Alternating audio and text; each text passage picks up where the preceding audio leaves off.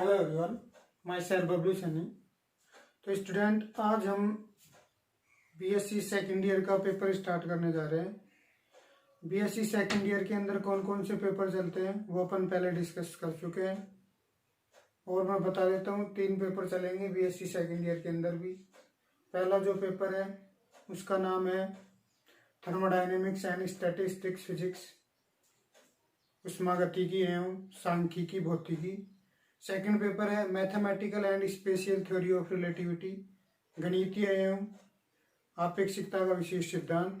और जो third paper आपके पास चलेगा वह है electronics and solid state device. जहाँ तक मैंने देखा है, स्टूडेंट को इलेक्ट्रॉनिक्स में ज़्यादा दिक्कतों का सामना करना पड़ता है, इसलिए हम पहले इलेक्ट्रॉनिक्स स्टार्ट करेंगे। इलेक्ट्रॉनिक्स को अच्छे से पढ़ाने की कोशिश करेंगे, उसके बाद में नेक्स्ट पेपर को लेके चलेंगे। तो इलेक्ट्रॉनिक्स के अंदर आज हम फर्स्ट यूनिट को स्टार्ट करने जा रहे हैं, और फर्स्ट यूनिट के अंदर हम पढ़ेंगे आज सर्किट एनालिसिस, परिपथ विश्लेषण। परिपथ क्या होता है, उसमें कौन कौन से एलिमेंट होते हैं, एलिमेंट्स किस किस प्रकार के होते हैं, वो सब पढ़ने वाले हैं। यहाँ से एक छोटा क्वेश्चन बनता है 1.5 नंबर में। इसके साथ में ये जो एनालिसिस है ये आगे वाले टॉपिक में बहुत इंपॉर्टेंट है। जो अपन आगे वाले टॉपिक पढ़ेंगे उनमें ये सब काम आने वाला है। तो यहाँ से अपन पहले इनको समझने की कोशिश करते हैं, फिर आगे वाले टॉपिक में चलेंगे। तो सर्किट एनालिसिस के अंदर पहला जो टॉपिक लेके चल रहे हैं अपन, वो चल रहे हैं, पहले तो अपने को ये पता होना चाहिए परिपथ क्या होता है। तो पहला आपका जो टॉपिक होगा, या फिर डेफिनेशन, सारी डेफिनेशन देख लेते हैं पहले कौन कौन सी है। विद्युत परिपथ क्या होता है ये अपन देखने वाले हैं। विद्युत परिपथ, इलेक्ट्रिक सर्किट,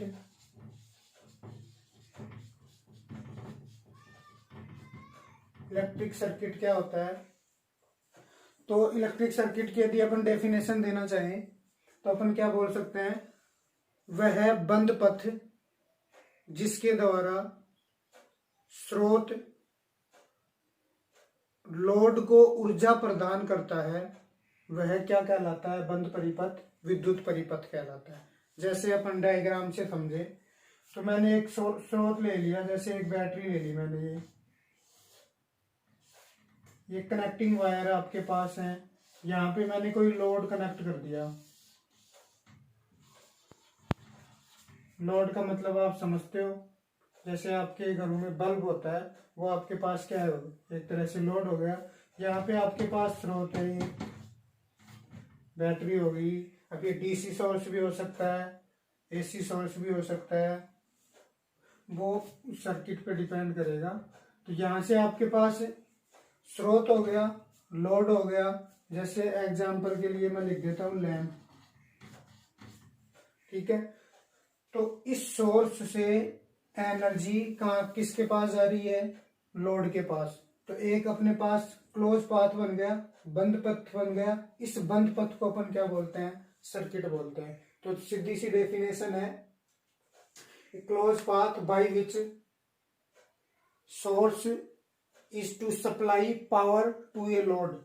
लोड को जो सोर्स पावर की सप्लाई करता है वो क्लोज पाथ आपके पास क्या कहलाएगा, बंद परिपथ, जो विद्युत परिपथ कहलाएगा। इसके बाद आता है बात डेफिनेशन, यदि मैं लिखना चाहूं तो लिख देता हूं, वह है बंद पथ, या फिर हिंदी में तो आप वैसे लिख लेना, इंग्लिश में मैं लिख देता हूं, a close path by which source is to supply to a supply of power to a load is called electric circuit.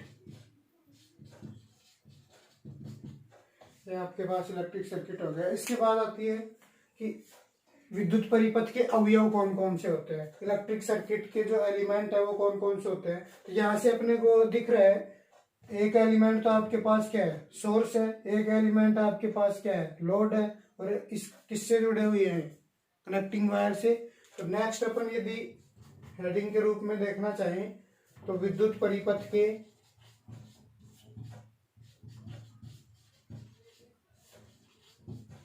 प्रमुख अवयव, एलिमेंट्स ऑफ इलेक्ट्रिक सर्किट। तो पहला तो क्या हो जाएगा, ऊर्जा या शक्ति स्रोत हो गया। अभी अपन पढ़ने वाले हैं ऊर्जा या शक्ति स्रोत क्या होते हैं, कितने टाइप के होते हैं। फिर आपके पास क्या हो गया, लोड हो गया, इसको अपन बोलते हैं सिंक भी बोल देते हैं। और थर्ड आपके पास क्या हो गया, संयोजक तार, कनेक्टिंग वायर। ठीक है, फिर अपन कुछ डेफिनेशन और देखते हैं सर्किट के टाइप्स। नेक्स्ट अपन देखते हैं कि इलेक्ट्रिक सर्किट के टाइप कौन कौन से हो सकते हैं, तो वो अपन देखने वाले हैं। तो जनरल अपन 12th क्लास में पढ़ के आ चुके हैं। सामान्यतः विद्युत परिपथ 3 प्रकार के हो सकते हैं। कौन कौन से हो सकते हैं, पहला यदि अपन देखें तो पहला होता है खुला विद्युत परिपथ।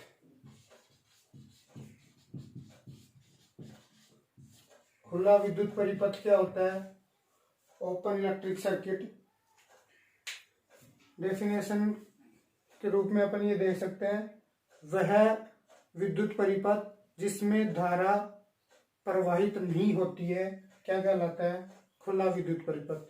खुला सर्किट हमेशा, यदि आपके पास ऐसे खुला सर्किट है, ये मैंने यहाँ पे इसको ओपन कर दिया, तो इससे जो करंट जाएगी वो इसके अंदर नहीं जाएगी। इसका मतलब इसके अंदर कोई करंट फ्लो नहीं हो रही है। तो अपन बोल सकते हैं कि वह परिपथ जिसमें धारा का प्रवाह नहीं होता है क्या कहलाता है, खुला परिपथ कहलाता है। या फिर अपन इलेक्ट्रॉनिक्स की डेफिनेशन के रूप में देखना चाहें तो अपन यही बोल सकते हैं, यदि आपके पास यहाँ पे कोई कुंजी लगी हुई है, की लगी हुई है,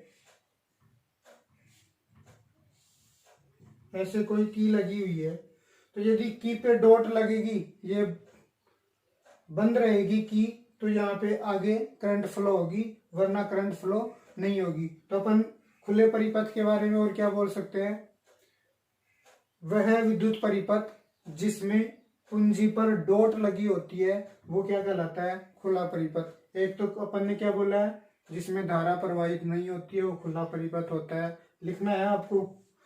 सेकंड अपन क्या बोल सकते हैं, वह परिपथ जिसमें कुंजी पर डॉट नहीं लगी होती वो भी क्या कहलाता है, खुला परिपथ। यदि डॉट नहीं लगेगी तो ये यहाँ से ओपन रहेगा, तो वहां से अपने पास क्या बनेगा, खुला परिपथ बनेगा।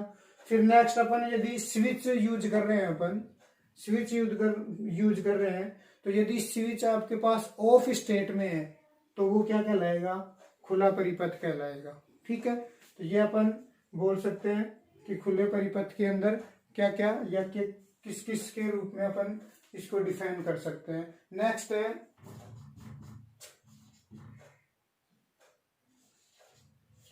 बंद विद्युत परिपथ।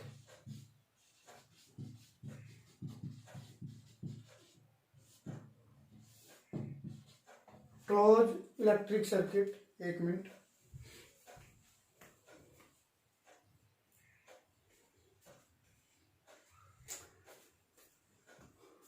बंद विद्युत परिपथ क्या होता है, यहां से अपन ने क्या किया था,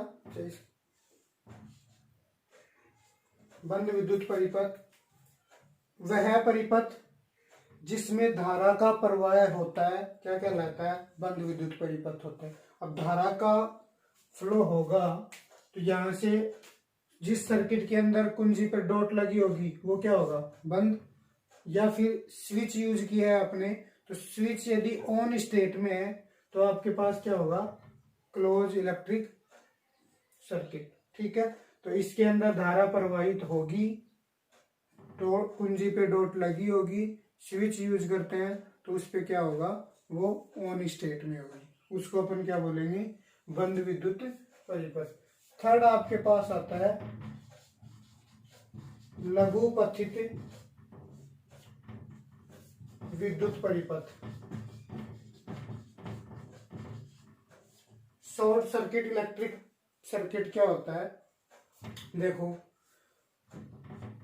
आपने कभी घर पर देखा होगा कि यदि आपके पास नेगेटिव और पॉजिटिव टर्मिनल आपस में कनेक्ट हो जाते हैं तो वहां पे जो वायर होता है वो क्या हो जाता है? फूक जाता है। इसका मतलब, फूकने का मतलब ये है कि उस इंस्टेंट पे जब वो आपस में कनेक्ट हुए उस टाइम उसमें अत्यधिक मात्रा में धारा प्रवाहित हुई और धारा अत्यधिक मात्रा में प्रवाहित होने पर वो क्या हो गया? जल गया। तो वहां इसलिए अपन क्या बोल सकते हैं? वह परिपथ जिसमें बहुत अधिक मात्रा में धारा प्रवाहित होती है वो क्या कहलाता है? लघु पतित विद्युत परिपथ कहलाता है। ठीक है। जैसे यदि आपके पास परिपथ में ऋणात्मक टर्मिनल और धनात्मक टर्मिनल आपस में संपर्क में आ जाते हैं तो उस टाइम धारा का मान अत्यधिक हो जाता है, जिससे वो वायर या सर्किट क्या हो जाता है? जल जाता है।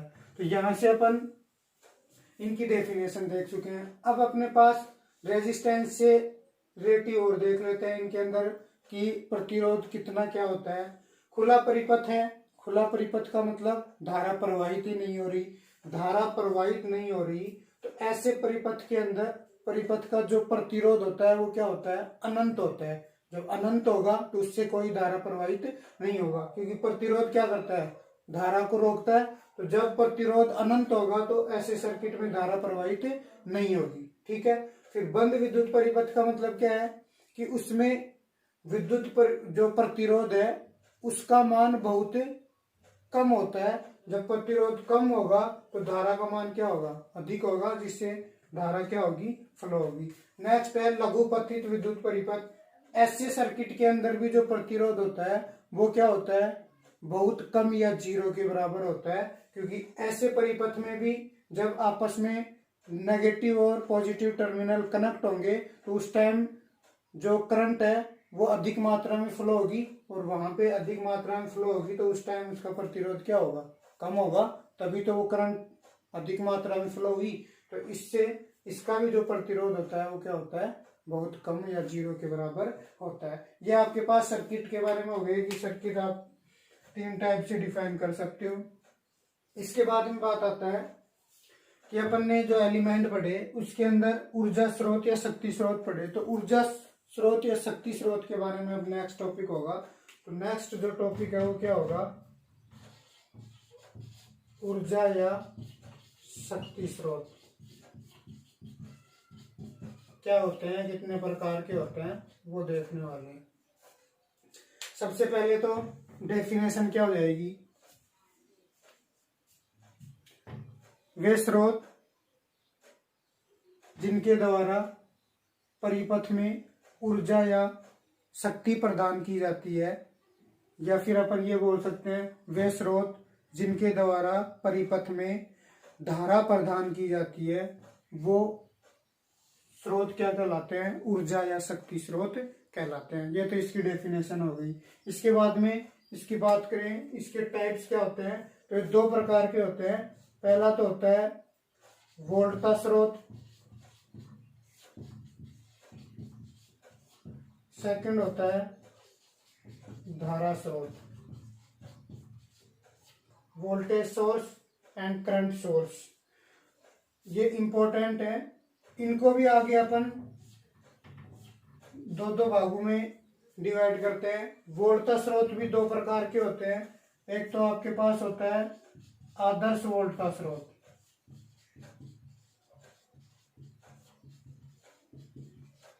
और सेकंड होता है वास्तविक वोल्टता स्रोत।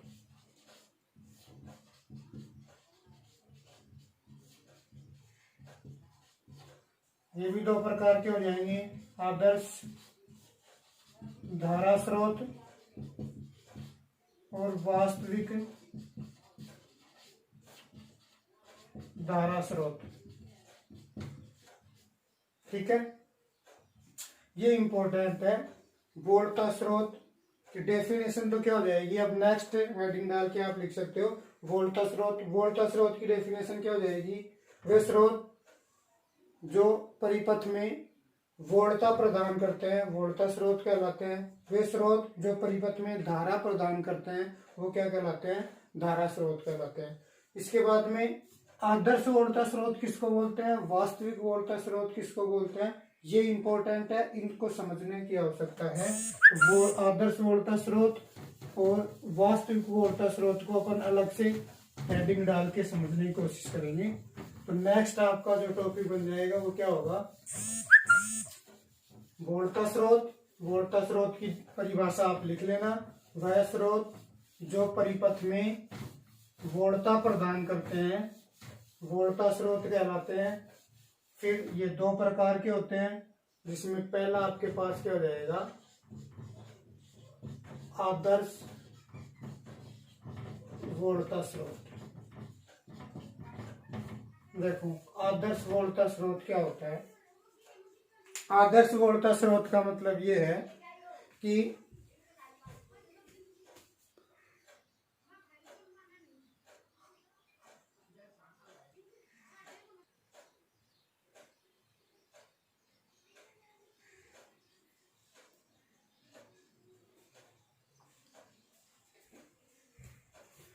आदर्श वोल्टा स्रोत क्या देगा, देखो आदर्श वोल्टा स्रोत का मतलब ये है कि यहाँ पे आपके पास एक लोड लगा हुआ है,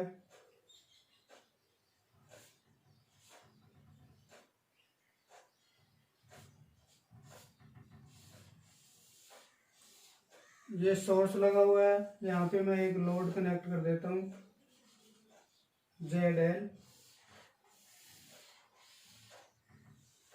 ठीक है।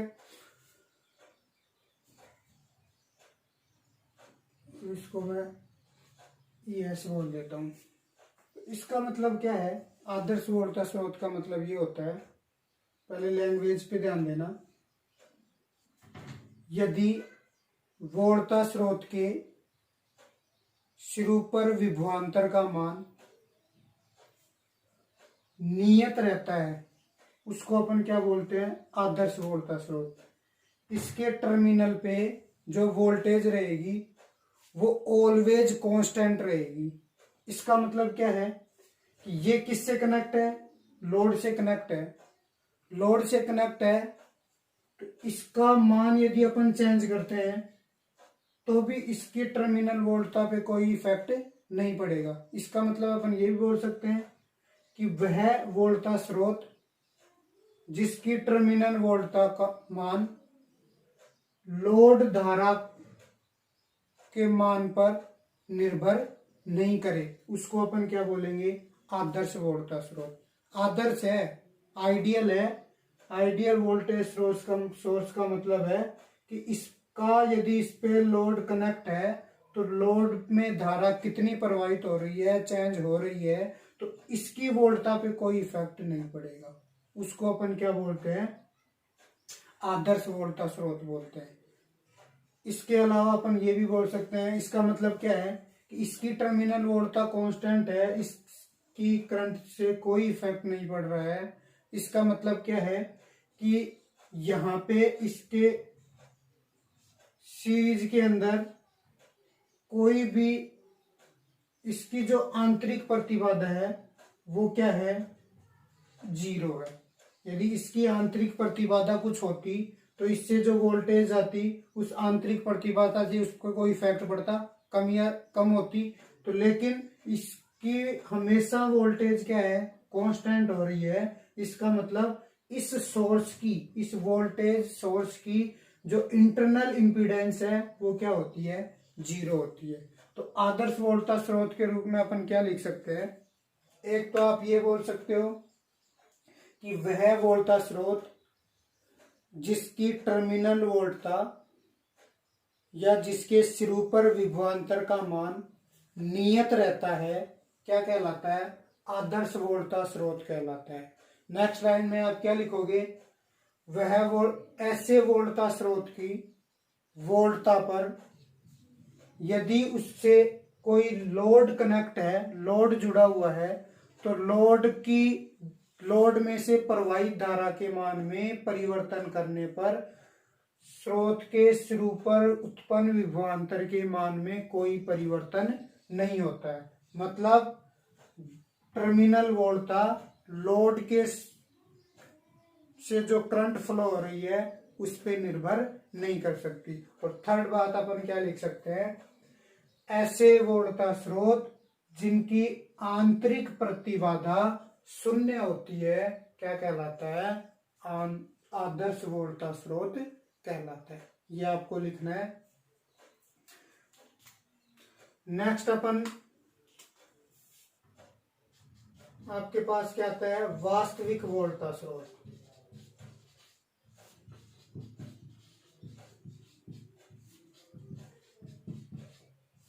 वास्तविक वोल्टता स्रोत के अंदर क्या होगा, रियल में ऐसा होता नहीं है कि कोई वोल्टेज सोर्स है उसकी हमेशा टर्मिनल वोल्टता कांस्टेंट रहे। जैसे अपन इसको शॉर्ट सर्किट कर दे, इस वोल्टेज इसको, यहां से अपने पास, या फिर अपन ये बोले कि इसकी जो इंटरनल इंपीडेंस है वो जीरो है। इंटरनल इंपीडेंस जीरो है, इसका मतलब यहां से जो करंट जाएगी लोड में से वो क्या जाएगी, इनफाइनाइट जाएगी। और करंट जो लोड में से है वो अनंत हो नहीं सकती। इसका मतलब जो रियल में जो वोल्टेज सोर्स हैं उनमें उनकी जो इंटरनल इंपीडेंस है, आंतरिक प्रतिबाधा है, वो जीरो नहीं हो सकती। कुछ ना कुछ उनकी आंतरिक प्रतिबाधा जरूर होगी। तो इसलिए जो रियल में आदर्श वोल्टता स्रोत अपन न लेके किन को यूज करते हैं, वास्तविक वोल्टता स्रोत को। और वास्तविक वोल्टता स्रोत का मतलब क्या है, आदर्श वोल्टता स्रोत के अंदर तो क्या हो रहा था कि इससे जो करंट जा रही है उसमें चेंज करने पर इसकी जो वोल्टता है, टर्मिनल वोल्टता, वो चेंज नहीं हो रही थी, ऑलवेज क्या थी, कांस्टेंट थी। लेकिन रियल में ऐसा नहीं होता। रियल में जो वोल्टेज सोर्स होते हैं उनकी कुछ इंटरनल इंपीडेंस होती है। इंटरनल इंपीडेंस होती है, इसका मतलब उनकी जो वोल्टेज है वो हमेशा कांस्टेंट नहीं रहेगी। इसका मतलब यदि ऐसे वोल्टता स्रोत जिनकी टर्मिनल वोल्टता का मान लोड में से प्रवाहित धारा के मान में परिवर्तन करने पर परिवर्तित होता है, ऐसे वोल्टता स्रोत क्या कहलाएंगे, वास्तविक वोल्टता स्रोत। इसका मतलब ये पहले वाले के लिए सर्किट हो गया। इस बार इसके सीरीज में इंटरनल इंपीडेंस जुड़ी होगी और जिसका मान जीरो नहीं होगा, कुछ ना कुछ इंटरनल इंपीडेंस जरूर होगी। तो वो लोड करंट पे डिपेंड करेगी इसकी इंपीडेंस। और मैं बता दूं कि इसकी जो टर्मिनल वोल्टता है, यदि अपन IL इसमें से जो करंट फ्लो हो रही है इसका मान यदि अपन बढ़ाते हैं, IL का मान यदि अपन बढ़ाते हैं तो ES जो टर्मिनल वोल्टता है वो क्या होती है, कम होती है।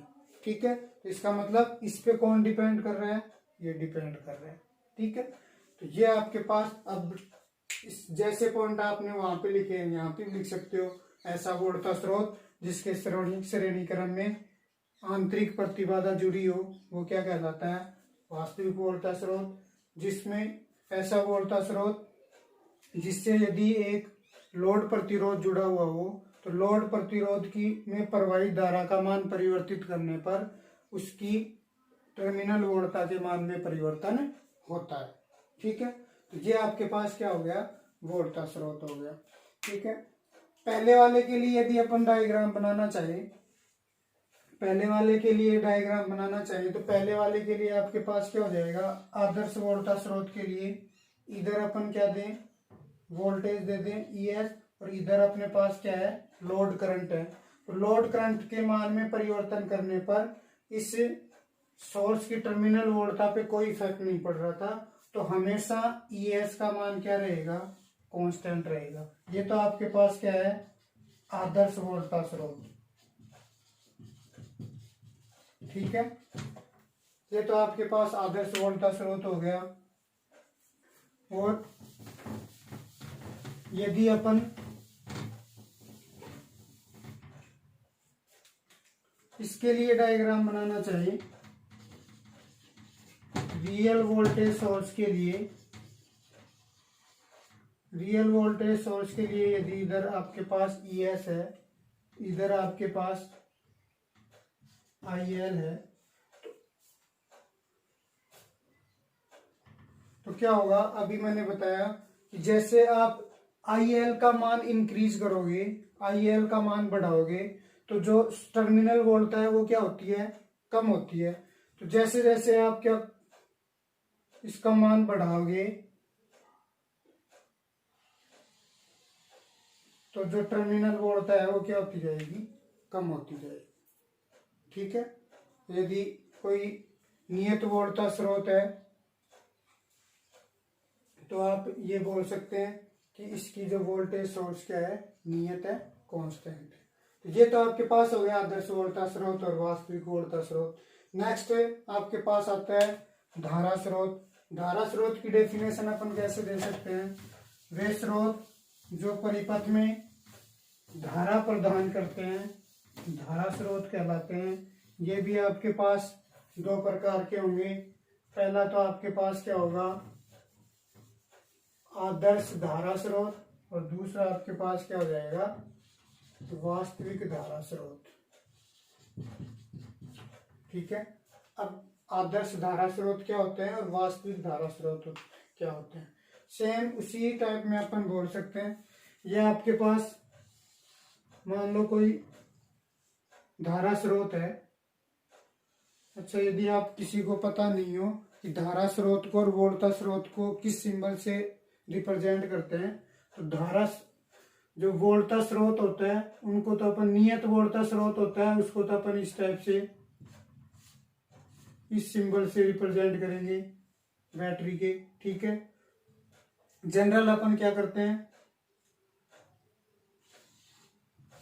इस टाइप से भी, ये प्लस ये माइनस। ये तो आपके पास क्या है, वोल्टता सोर्स, ये प्लस ये माइनस। ठीक है, और धारा स्रोत को अपन किससे रिप्रेजेंट करते हैं, एक तो आपके पास ये सिंबल हो गया, एक अपन इससे भी रिप्रेजेंट करते हैं। ये भी आप किससे रिप्रेजेंट कर, किसको रिप्रेजेंट करता है, ये भी धारा स्रोत को।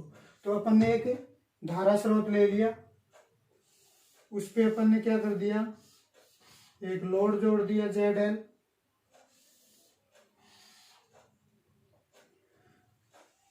और यहाँ पे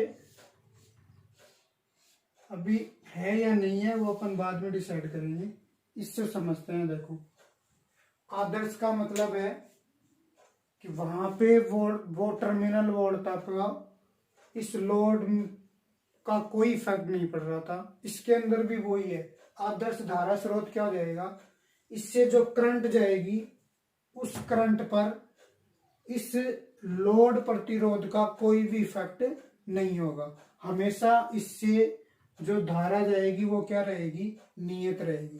तो अपन क्या बोल सकते हैं, वे धारा स्रोत जिनसे निर्गत धारा का मान हमेशा नियत रहता है वो क्या कहलाते हैं, आदर्श धारा स्रोत कहलाते हैं। या फिर अपन ये बोल सकते हैं, वे धारा स्रोत जिनसे निर्गत धारा के मान पर लोड में प्रवाहित धारा या लोड के मान में परिवर्तन करने पर कोई परिवर्तन नहीं होता है, वो क्या कहलाते हैं, आदर्श धारा। सिंपल सा है, इसमें चेंज करोगे तो भी इससे प्रवाहित धारा का मान परिवर्तित नहीं होगा। इसका मतलब क्या है, यदि यहाँ पे अपन कुछ प्रतिबाधा जोड़ दें, प्रतिरोध जोड़ दें, कुछ प्रतिरोध, तो इसका मतलब है कम प्रतिरोध होगा तो इसमें से कुछ ना कुछ करंट जाएगी, इधर भी कुछ करंट जाएगी, तो फिर तो इसके मान में चेंज हो सकता है क्योंकि ये पैरेलल में है। तो यहाँ पे अपन क्या करते हैं, इसके समांतर क्रम में क्या करते हैं, एक अनंत प्रतिरोध जोड़ देते हैं, अनंत प्रतिबाधा जोड़ देते हैं, जिसकी वजह से क्या होगा, इससे जो करंट फ्लो होगी उसके मान में कोई भी परिवर्तन नहीं होगा। इसका मतलब अपन ये बोल सकते हैं कि वे धारा स्रोत जिनके समांतर क्रम में एक अनंत मान का प्रतिरोध या प्रतिबाधा जुड़ी होती है वो क्या कहलाते हैं, आदर्श धारा स्रोत कहलाते हैं। वहां पे सीरीज में क्या था, कोई रेजिस्टेंस, उसका इंटरनल जो इंपीडेंस थी वो 0 थी। यहाँ पे क्या है आदर्श के लिए, इसके पैरेलल में क्या कर दो आप, इनफाइनाइट वैल्यू का कोई रेजिस्टेंस या इंपीडेंस कनेक्ट कर दो।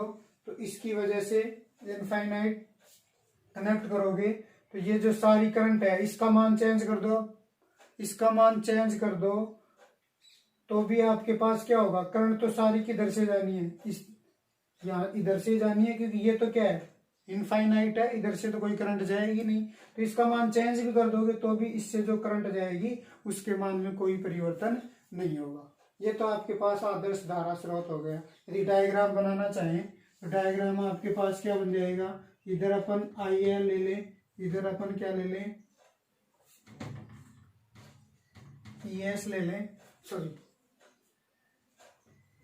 IS ले लें, तो क्या होगी, करंट हमेशा क्या होती कांस्टेंट रहेगी इसके अंदर, तो लोड करंट से कोई इफेक्ट इस करंट पे नहीं पड़ेगा।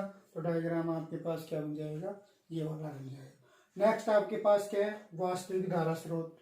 वास्तविक धारा स्रोत की डेफिनेशन क्या हो जाएगी, इस बार क्या होगा, इस लोड धारा के मान से ये वाली धारा क्या होगी, चेंज होगी। तो अपन ये बोल सकते हैं चेंज होगी।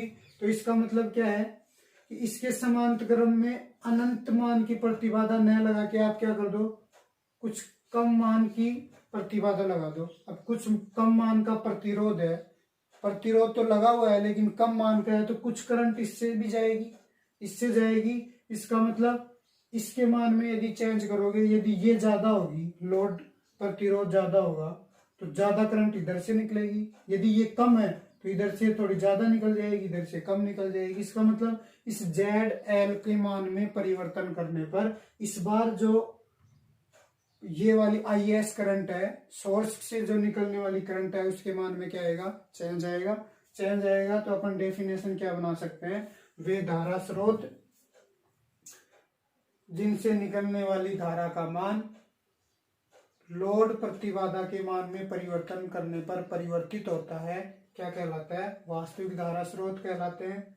फिर अपन ये भी बोल सकते हैं वे धारा स्रोत जिनके समांतर क्रम में एक अत्यल्प मान की प्रतिबाधा जुड़ी होती है, वो क्या कहलाते हैं, वास्तविक धारा स्रोत कहलाते हैं। ये तो आपके पास हो गए शक्ति स्रोत या ऊर्जा स्रोत। कितने टाइप के होते हैं, 2 प्रकार के होते हैं। फिर वो भी 2-2 प्रकार के होते हैं, उनकी डेफिनेशन अपन ने देख ली क्या होता है। नेक्स्ट अपन देखते हैं जो सर्किट के अंदर काम आने वाले हैं।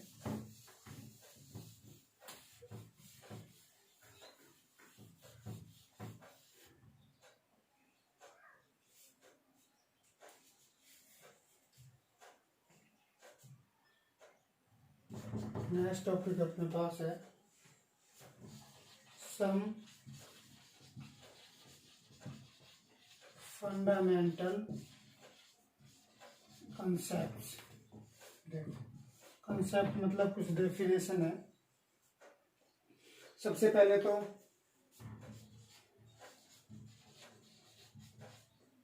नेटवर्क, जाल क्या होता है, जाल की डेफिनेशन क्या होती है। जाल की डेफिनेशन विभिन्न विद्युत स्रोतों तथा विभिन्न विद्युत अवयवों से मिलकर बने परिपथ को क्या बोलते हैं, नेटवर्क या जाल बोलते हैं। एक ऐसा परिपथ जिनके अंदर विभिन्न प्रकार के स्रोत लगे हुए हो और विभिन्न प्रकार के अवयव जैसे प्रतिरोध, प्रेरकत्व, संधारित्र, डायोड, ट्रांजिस्टर ये लगे हुए हो, उन सब से मिलकर बने परिपथ को अपन क्या बोलते हैं, नेटवर्क बोलते हैं। डेफिनेशन अपन दे सकते हैं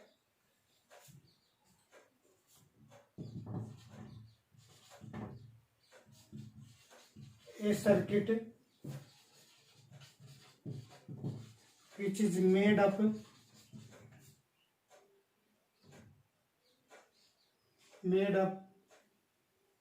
a combination of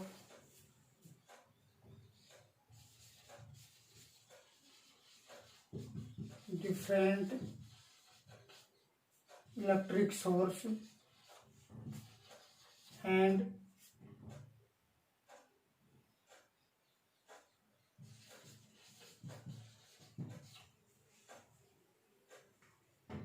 electric circuit elements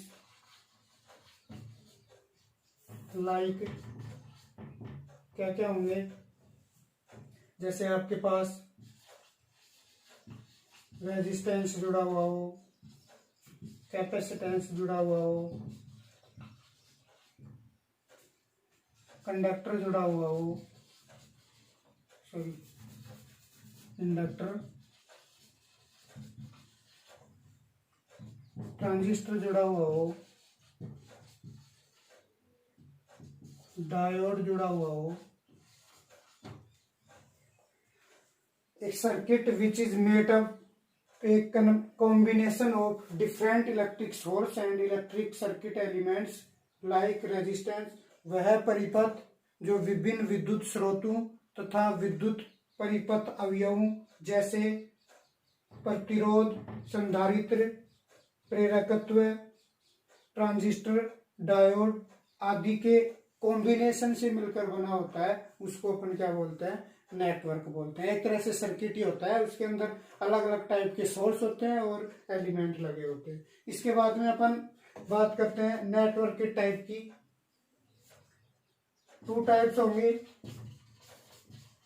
और 2 टाइप में पहला आपके पास क्या हो सकता है, एक्टिव नेटवर्क। एक्टिव नेट मतलब सक्रिय जाल। सक्रिय जाल की डेफिनेशन आपके पास क्या हो जाएगी, वह जाल जिसमें विद्युत स्रोत उपस्थित होता है वो क्या कहलाता है, active network. A network in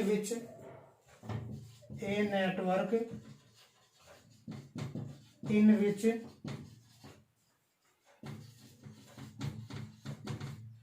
electric source present called active network। ठीक है। और सेकंड आपके पास क्या है, पैसिव नेटवर्क। पैसिव नेटवर्क क्या हो जाएगा, निष्क्रिय जाल। निष्क्रिय जाल का मतलब क्या है, वह जाल जिसके अंदर विद्युत स्रोत उपस्थित नहीं होता है वो क्या कहलाता है, निष्क्रिय जाल कहलाता है। ठीक है। फिर नेक्स्ट अपन डेफिनेशन देखते हैं। ये तो आपके पास जाल की डेफिनेशन होगी। नेक्स्ट डेफिनेशन क्या हो जाएगी,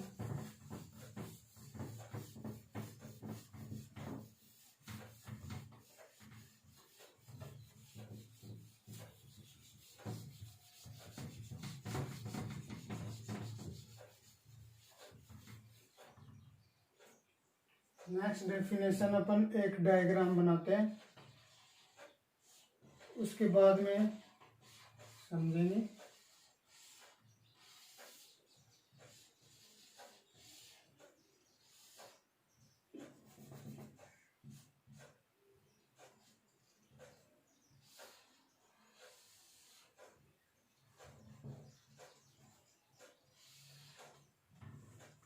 इसको मैं Z1 दे देता हूँ, Z2, Z3, Z4। देखो नेक्स्ट डेफिनेशन आपके पास क्या होगी, पहले अपन डिफाइन करें ब्रांच क्या होती है। शाखा क्या होती है, तो शाखा का मतलब है किसी जाल का वह भाग जिसमें एक नियत मान की धारा प्रवाहित होती है वो क्या कहलाता है, शाखा कहलाती है। जिसमें केवल नियत मान की धारा प्रवाहित हो, उसमें धारा का मान परिवर्तित नहीं होता हो, क्या कहलाएगी, ब्रांच। अब ब्रांच इस सर्किट के अंदर देखो कौन सी होगी ब्रांच, अपन बोल सकते हैं the part of network in which the current flow through the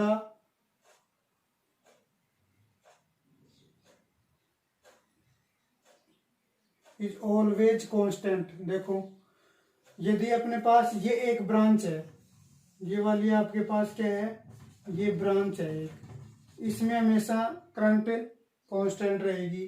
एक ब्रांच आपके पास क्या होगी, ये वाली भी आपके पास क्या है, एक ब्रांच है जिसमें करंट हमेशा क्या रहे, कांस्टेंट बनी रहे, उसको अपन क्या बोलते हैं, ब्रांच बोलते हैं। ठीक है। नेक्स्ट आपके पास क्या है, नोड। नोड पॉइंट संधि बिंदु, क्या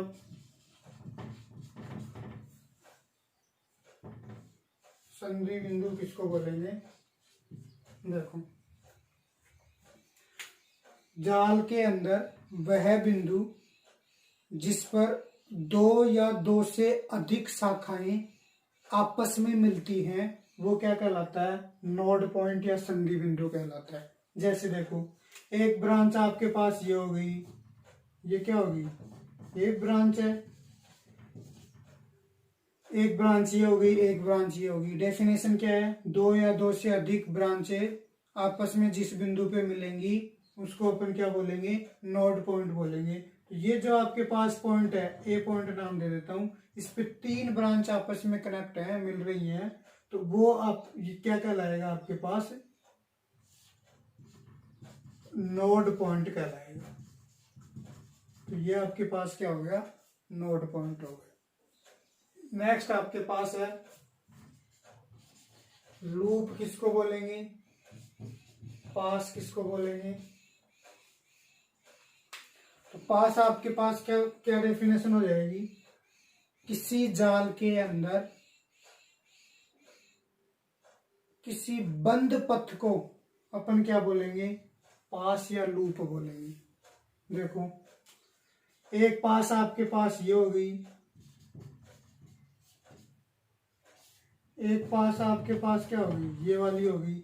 एक बंद परिपथ को अपन बोल रहे हैं, ये जाल है आपके पास, इसके अंदर एक बंद परिपथ ये हो गया, ये आपके पास क्या कहलाएगी, पास या लूप। एक आपके पास क्या हो गया, ये होगी, ये क्या कहलाएगी, पास या लूप कहलाएगी। ठीक है। तो ये आपके पास कुछ बेसिक्स फॉर डेफिनेशन थी जो अब आगे अपन काम में लेने वाले हैं। नेक्स्ट अपन किरचॉफ लॉ पढ़ेंगे। किरचॉफ लॉ को कैसे अप्लाई करते हैं वो अपन देखने वाले हैं। उसको दो टाइप से अपन यूज करते हैं, सर्किट के अंदर कैसे यूज करते हैं वो अपन देखने वाले हैं। फिर उसकी ड्रॉबैक देखने वाले हैं, किरचॉफ लॉ कहाँ कहाँ अप्लाई होता है और कहाँ अप्लाई नहीं होता है। फिर अपन पढ़ेंगे 4 टर्मिनल नेटवर्क जो इंपॉर्टेंट है, चतुर टर्मिनल जाल। तो वो नेक्स्ट वीडियो में अपन देखेंगे। तो आज के लिए इतना ही।